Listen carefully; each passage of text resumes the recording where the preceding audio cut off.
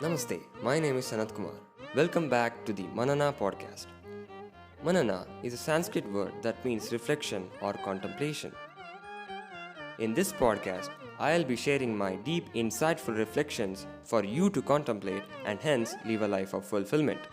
I hope you find great value in today's episode. Artist. Who is an artist? The standard definition would be this: a person who creates art, such as painting, sculpture, music, or writing, using creative imagination. Yes, being in the loop of consistently creating something out of creativity is the first and most important criteria that qualifies someone as an artist. I repeat it again.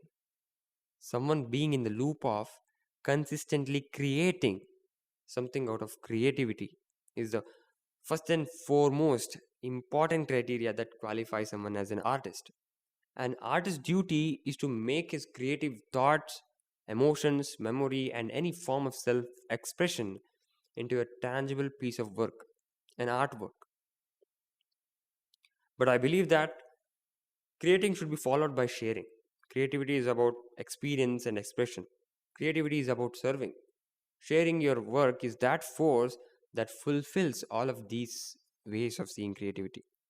So, my definition would be this: an artist is one who constantly serves himself and the world through his creativity and imagination.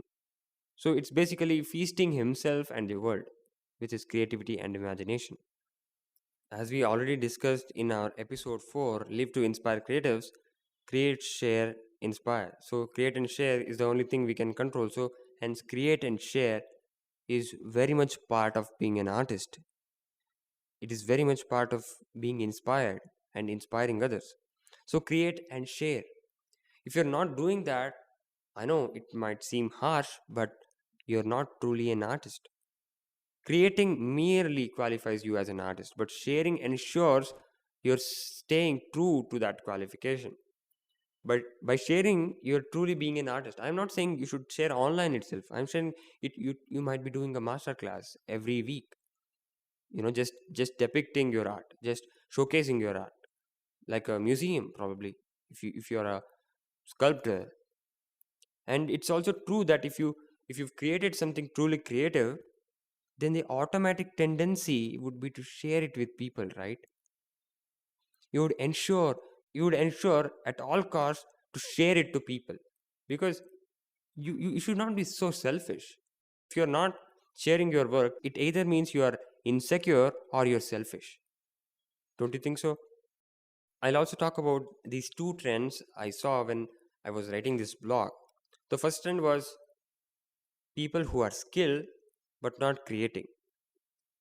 People get skilled in some kind of art form and never attempt to create and share anything truly out of their creativity and imagination. They keep their art for themselves. Again, there is difference between art and skill, so that is an entirely different topic. So what they'll be doing is, at most, they may try to share one or two pieces of work a year. In other words, they are satisfied and settled with the incentives and benefits that the skill has got them. They are satisfied with skill. They're not trying to be an artist there. Being skilled is not enough. The society may revere you for being skilled, they might reward you for being skilled, but don't stop there. You deserve more. Do not settle. Seek to serve by creating something out of your creativity. You will be fulfilled. I think if you've created something, you already know this feeling. How fulfilled do you feel when you create something so original, so truly out of your creativity and imagination? And I'm not trying to make it cheesy, or I don't want you to feel that way. I'm not exaggerating this because I truly know what it feels like to create, truly through your creativity and imagination. Beethoven was not just an exceptionally skilled pianist. Of course, he was rewarded for that too, but he lives till today because of what he created, right? Sri Tyagaraja was not just a highly skilled vocalist. He is revered to this day because of his compositions, which were the byproduct of his true creativity and self expression.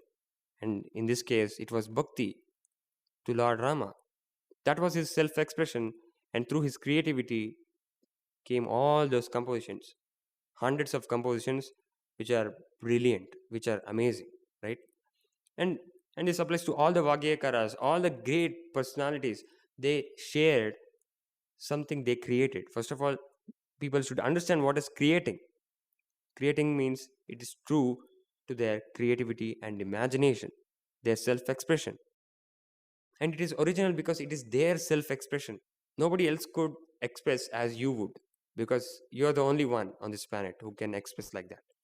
And the second trend I want to talk about is people who are skilled or unskilled create and share a lot of work, but all to gain traction, merely to gain fame or money. So they're not trying to be true to their creative self. Is there not any difference between mere imitation or copying and creating something original? I'll tell you this: genuine attempts at mimicking something doesn't make it art. In other words, a genuine copy is still a copy, not art. If you try to create Mona Lisa again, it is still a copy of Mona Lisa, but not that Mona Lisa, right? Of course, I'm just taking an example. There are plenty of other brilliant artworks in this world, and there is no stopping how much inspired you get seeing all those great artworks. What I'm trying to say is be true to your creative self. Be true to yourself. Create something out of your creativity and imagination and express yourself. So, creativity is not just a skill or just another job you do. Please try not to see it that way.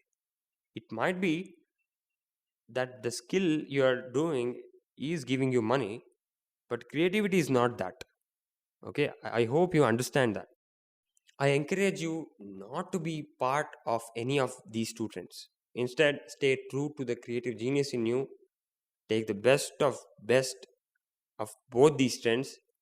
Get skilled, create work truly by your creativity, and share to serve more. If you start seeing creativity in this perspective, you will never feel sad, burnt out, left out, anxious to beat your competitors, because you won't have competitors as you are making something truly out of your creativity, and nobody else can be you. So, for better understanding, you can try visualizing this three dimensions, three axes x, y, z. So, one axis points to skill level. So, if plotted with time as x axis, you'll have a curve that plateaus at some point and stays at the same level. The second one is staying true to your creative genius. You can't measure creativity quantitatively, but you can definitely indicate its presence. So its graph would be like a square wave, on or off state, creatively blocked or creatively overflowing. And the third point would be sharing your work. Only this is a dimension that can be measured, and you can even attempt to make a linear increasing straight line. See, the skill level is just one dimension of the three that qualifies you as an artist. The spot where you stand in this 3D graph tells a lot about you as an artist. Use it to grow in which parameters you're lacking. Consider this the wake up call for all artists. You're worth being called an artist only if you're doing the duty of an artist. Create and share. You might be called an artist. Being called an artist is easy, but being an artist is hard. But please choose the hard. Please be an artist in this world of hacks. Of course, you can know about what is the difference between artist and a hack by reading my blog 46, Artist versus Hacks. Artist is not a status quo. Being an artist is a responsibility. So, summon enough courage to take that responsibility. Create and share. I hope you received excellent value in today's episode.